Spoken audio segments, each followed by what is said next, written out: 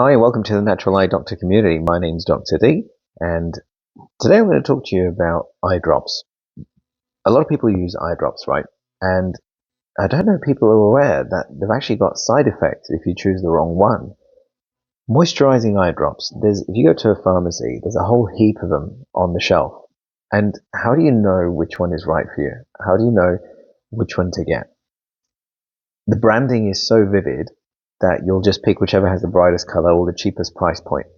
But you want to know that there's different chemicals that they put inside these eye drops, which actually can cause more problems. So I came across this really interesting article, and today that's what I'm going to talk to you about.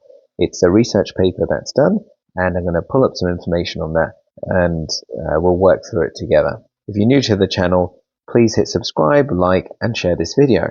We'd love for you to be a part of our community. To begin with, if I have a look at the article, let's just bring it up here just for a moment. Now, the first thing to know is this is from 2017, and what they found is there's this component in eye drops called benzalkonium chloride, BAK for short, and that's how I'll just reference it in this video. So if you have a look anyway, just on the back of the packaging, if you're unsure, just go down to your cabinet where you've got your eye drops, where you've kept them. Just read it on there. And if it says benzalkonium chloride or BAK, that is a preservative that they put into the eye drop just to help it last longer, but also it has antimicrobial properties as well. So that's just something, just check it out. Now that is the thing that I'm going to talk to you about, and that's what's highlighted in this study at the moment. So what they found is BAK actually damages mitochondrial cells. Mitochondrial cells are the cells which give us energy. That's the stuff that keeps our cells moving, and it keeps everything strong in our body. Now, that's where our energy comes from. It's our energy source. But if this benzalkonium chloride or BAK is damaging those cells, now the problem is we're putting them on our eye. When we put the drops in our eyes, those drops, if we use them for over a month, this study shows that those eye drops, that BAK gets absorbed into the cornea. As it gets absorbed into the cornea, which is the front of the eye, it goes into the anterior chamber, which is the space between the lens and that cornea. That causes inflammation in that section. Why is that important? Because some people have glaucoma. You might have heard of the word glaucoma, and that is where the optic nerve at the back of the eye, it doesn't function as well. One of the main reasons why people can have glaucoma is the pressure in the eye increases. Now, there's another video that I'll do about all that stuff, but in glaucoma, there is something called the trabecular meshwork, which is at the front of the eye, which is super important. That trabecular meshwork gets damaged by the BAK. So imagine in the eye you have like a sieve, and in that sieve, fluid goes through there, right? Through that sieve. But if that sieve gets blocked, the fluid can't actually pass through it anymore. If the fluid can't pass through, then you're going to get an increase of pressure in the eye. And that's what BAK has proven to do.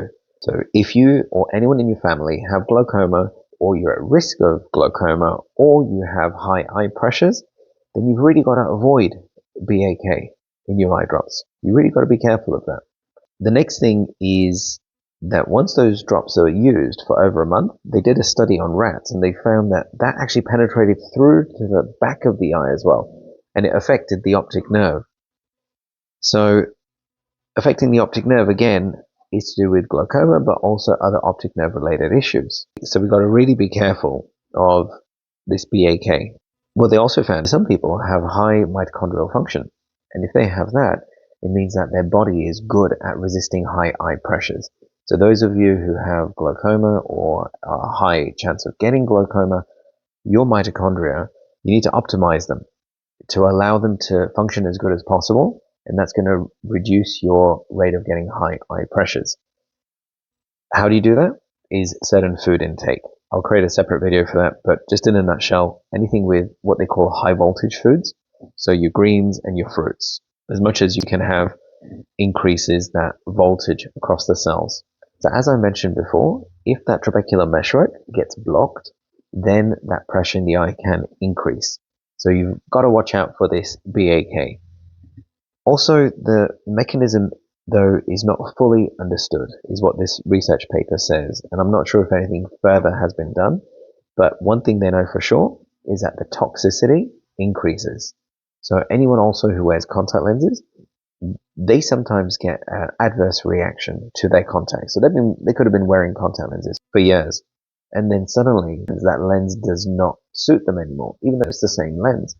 And what we notice is that products like solutions, which we clean the lens in and we put it in our eye, if it contains that BAK, we move that person across from that type of solution into one which does not contain it, so preservative-free.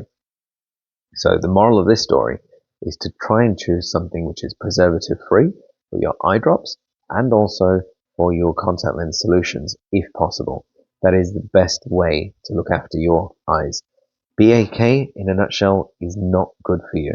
So if you're using eye drops just absolutely infrequently, then low dosage, it seems like it's okay, according to the research. But if you're using them on a long-term basis, 100% avoid BAK and go for a preservative-free option. Thanks for joining me today. I appreciate your time here, and I hope you got something of value. Feel free to hit that subscribe and that like and share it to any family members who might be using eye drops or who might have glaucoma, and that's something that we can help people with. And I look forward to seeing you on the next video.